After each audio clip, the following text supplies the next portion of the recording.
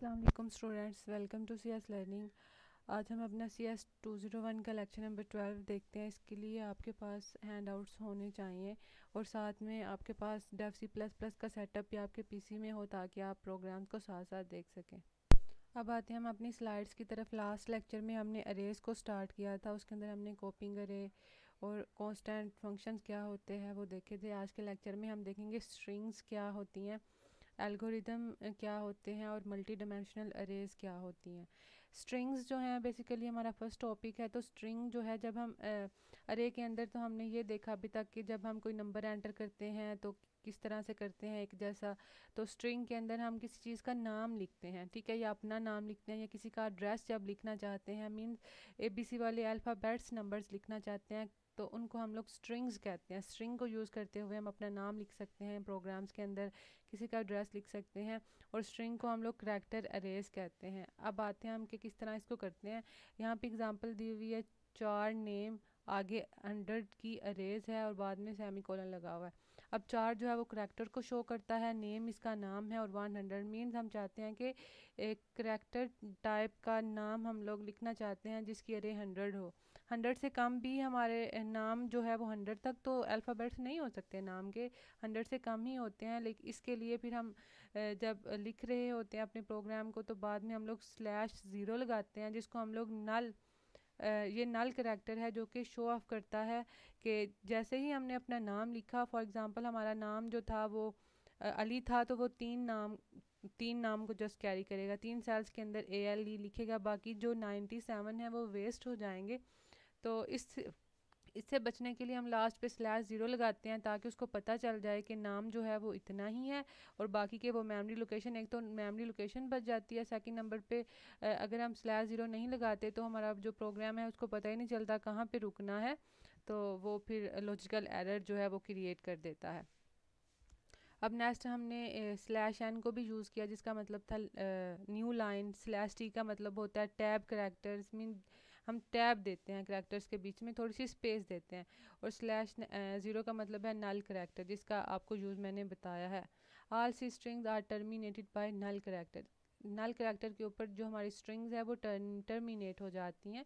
जब भी हम /n लगाते हैं तो न्यू लाइन पे चला जाता है हमारा कर्सर, /t लगाते हैं तो बीच में एक टैब आ जाता है, अगर /0 लगाते हैं तो ये इसको पता चल जाता है कि ये नल करैक्टर है, तो वो वहीं पे टर्मिनेट कर देता है प्रोग्राम को। तो यहाँ पे आप लोग देखें कि करैक्टर्स अरे इन मेमोरी के अंदर हम किस तरह से करैक्टर अरे क्रिएट करते हैं। सिंपल हमने चार जो है वो वेरिएबल का चार जो है हमारी टाइप है, नेम इसका नाम है, और 100 लिखा, फिर नीचे सी आउट में कहा प्लीज़ एंटर योर नेम। तो यहाँ हमने फिर नेम जो ऊपर वेरिएबल डिक्लेयर किया था वो यहाँ पे नेम एंटर करेगा, तो इस तरह से उसका नाम एंटर हो जाएगा यूज़र का। अब कहता है कि हम अरेज को किस तरह से इनिशलाइज कर सकते हैं। इनिशलाइज करने के हमने पीछे भी मेथड देखे थे, यहाँ पे भी देख लेते हैं। इसमें इंट हमारे पास टाइप है, सी हमारे पास नाम है उसका, और 10 जो है ये हमारे पास अरे का जो है वैल्यू है कि 10 नंबर्स की अरे हम क्रिएट करना चाहते हैं। इसके आगे हम लोग ये करली ब्रैकेट्स के अंदर 1 से 10 तक लिख सकते हैं। मीन्स हम चाहते हैं कि मेमोरी के अंदर हमारे पास 10 जो है वो लोकेशंस 10 सेल्स की सेव हो जाए, जिसके अंदर हम अपने 10 करैक्टर्स का कुछ भी एंटर कर सकें, ठीक है, कुछ नंबर एंटर कर सकें। उस यहाँ फिर हम इस तरह से इनिशलाइज कर सकते हैं, इंट सी लेके हम इसको खाली छोड़ दें अरे को, और इक्वल हम कर दें इन 10 के, तो वो ऐसे भी ऑटोमेटिकली इसको देख के 10 जो है वो स्पेसिस रख लेगा, उसको पता चल जाएगा कि 10 नंबर की अरे जो है वो हमने सेव करवानी है। और अब हम लोग करैक्टर्स को किस तरह से, ये तो हमने इंटीजर का देखा था, इंटीजर में और भी हमने काफ़ी देखे थे पिछले लेक्चर में। तो आज हमारा बेसिक टॉपिक करैक्टर्स का है। तो करैक्टर में हम किस तरह से कर सकते हैं, चार नेम 100, इसके आगे हमने लिखा ABC01। अब इसके अंदर जब हम करैक्टर की बात करते हैं तो हम हर करैक्टर को सिंगल कोटेशन में लिखेंगे, ठीक है, तभी जाके वो हमारा, अगर हम एक एक करके सिंगल में लिखेंगे तो वो एक एक करके हमारा प्रिंट कराएगा। मेमोरी में। और अगर हम लोग इस तरह से करते हैं कि इकट्ठा कर देते हैं PC01, इस तरह से भी कर सकते हैं। यहाँ भी हम एक एक करके सिंगल कोटेशन में लिख लें अपने इन अल्फ़ाबेट्स को, या फिर हम इकट्ठा करके डबल कोटेशन में लिख लें। ये स्ट्रिंग अरे को लिखने के दो तरीके हैं, ठीक है। और इस तरह से भी कर सकते हैं, 4 नेम और अरे को खाली छोड़ा और उसको इक्वल कर दिया हेलो वर्ड के, और इसको डबल कोटेशन में कर दिया। उसको खुद ही पता चल जाएगा कि ये हेलो के कितने जो है वो लेटर्स हैं, उसके हिसाब से वो जगह रख लेगा। हेलो वर्ड्स की कितने हैं, मीन्स 1 2 3 4 5 6 7 8 9 10 11 है। जो हम स्पेस लेते हैं उसका भी हमने करैक्टर जो है वो इंक्लूड करवाना होता है।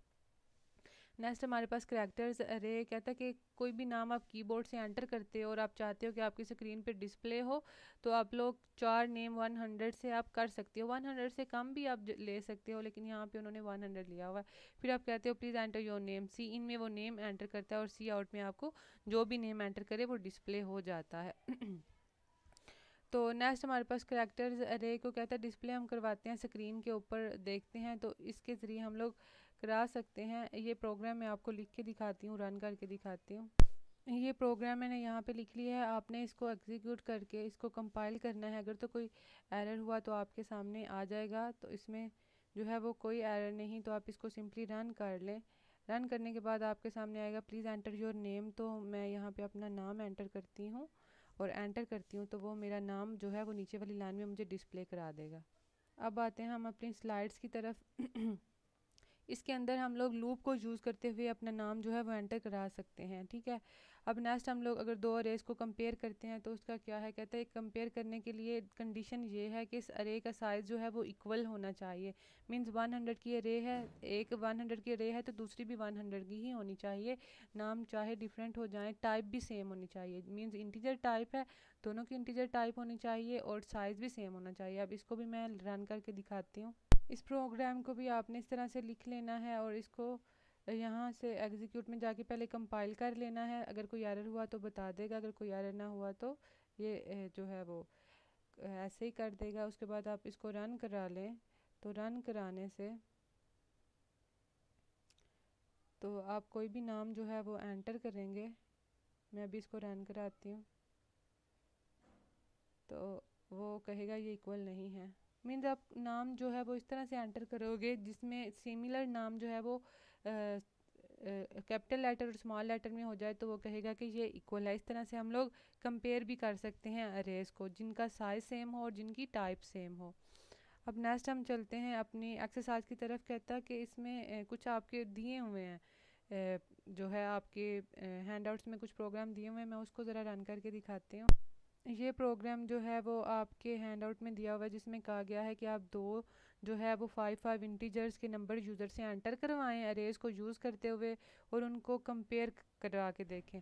तो हमने इंट नंबर 1 5 की अरे ली और नंबर 2 5 की, इनका साइज़ भी सेम है और टाइप भी सेम है और इसको 0 के इक्वल कर दिया। अब हमने कहा पहले में सी आउट में प्लीज़ एंटर योर फर्स्ट 5 अरे, उसने फिर नीचे हमने लूप चला दिया, ठीक है। फिर हमने कहा कि आप जो सेकंड अरे का जो है वो एंटर कराएं। यहाँ इसको भी आपने करा के नीचे ये सारी कंडीशंस लगा के इसको आपने कंपाइल कर लेना। अगर कोई एरर हुआ तो आपके सामने शो हो जाएगा, तो इसमें कोई एरर नहीं है। तो आप इसको आप सिंपली रन कर लें, तो हमें यहाँ पे कहता है प्लीज़ एंटर 5 नंबर्स। मैं तो कोई से भी 5 नंबर जो है वो एंटर करती हूँ, कोई से भी, तो वो हमें जो है वो डिस्प्ले करा देगा। इस तरह से हमारे एंटर किए हुए नंबर्स को ये आपस में जो है वो करवा रहा है और हमें बता रहा है नीचे कि ये अरेज इक्वल नहीं है, क्योंकि मैंने 2 3 4 5 6 और यहाँ 7 8 5 4 3 एंटर किया। अगर मैंने एक जैसे नंबर्स एंटर किए होते तो फिर वो बताता कि ये इक्वल है। इससे नेक्स्ट हमारा टॉपिक है सॉर्टिंग का। सॉर्टिंग का मतलब होता है अरेंज करना अपने दिए हुए किसी भी डाटा को। तो इसमें दो तरह की सॉर्टिंग हमें बता रहा है, एक बबल सॉर्टिंग होती है और एक क्विक सॉर्टिंग होती है।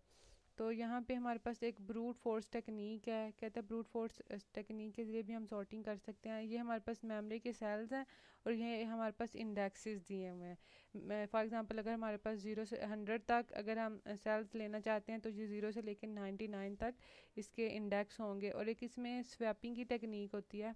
स्वैपिंग जो है वो क्या होती है, स्वैपिंग का मतलब ये होता है कि अगर हम एक नंबर की जगह दूसरा नंबर लेना चाहते हैं तो पहले हम एक रफ सा मेमोरी जो है वो सेल क्रिएट करेंगे, उसमें ला के इसको रखेंगे, फिर इसकी जगह पे हम कोई और नंबर जो है वो सॉर्ट आउट कर सकते हैं। ये स्वैपिंग का मेथड जो है यहाँ पे बताया हुआ है कि अगर हमारे पास इंट नंबर जो कोई भी अरे हो या इंट दूसरा हमारे पास इंट एक्स हो, ये दो चीज़ें हों, इसमें एक्स जो है वो नंबर ज़ीरो के इक्वल हम कर देंगे, ठीक है, और नंबर ज़ीरो फिर हम इक्वल कर देंगे नंबर 15 के, ठीक है। ये जो एक्स है इसको हमने ये अपने पास से हमने मेमोरी लोकेशन ली नंबर ज़ीरो वाली, ठीक है, एक्स को इक्वल किया नंबर ज़ीरो के और फिर नंबर ज़ीरो को इक्वल कर दिया नंबर 15 के, और फिर वही नंबर 15 हमने एक्स के इक्वल कर दिया। इस तरह से ये दोनों आपस में इक्वल हो गए एक ही लोकेशन पे। इस तरह से हम स्वैपिंग करते हैं। उसके बाद हमारे पास बाइनरी सर्च एल्गोरिदम है जिसमें हम डिवाइड एंड कनक्योर रूल यूज़ करते हैं।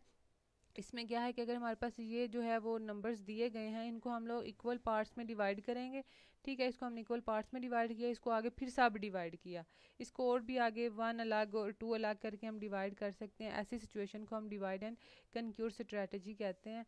कहता है कि अगर हम देखें कि इसमें log n जो है वो log 2 के जा रहा है, तो इसका क्या मतलब है कि हमारे पास जो टोटल साइज़ होता है अरे का वो 2n के इक्वल है, और नंबर जो है वो हम लोग इससे 2n से फाइंड कर सकते हैं। अगर हमारे पास 1000 नंबर होंगे तो हम लोग 10 की ट्राइज ले सकते हैं मैक्सिमम, ठीक है, तो 2 को हमने 10 के इक्वल कर दिया तो वो इक्वल हो जाएगा 1024 के। ये हमारे पास बाइनरी सर्च एल्गोरिदम का मेथड है।